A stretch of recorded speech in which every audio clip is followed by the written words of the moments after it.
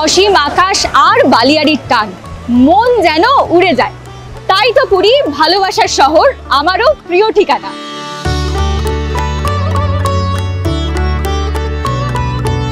যদি আপনি পুরীতে বাজেট হোটেল খুঁজছেন, তাহলে আজ আমি আপনাকে এমন এক হোটেলের খোঁজ দেব যা আপনার পছন্দ হবেই।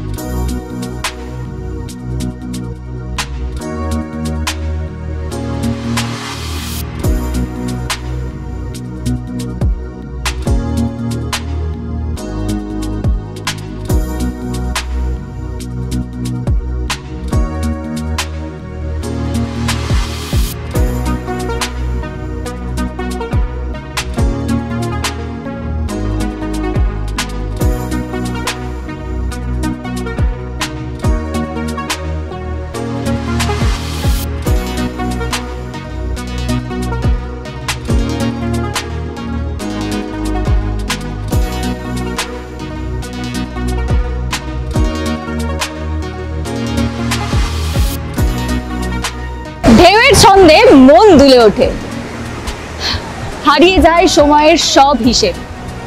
এটাই তো পুরীর টান, যা আবার সবাইকে ফিরিয়ে আনে। সমুদ্রের ডাক উপেক্ষা করা যায় নাকি? তাই আমিও চললাম ঢেউয়ের সাথে গপ্প করতে।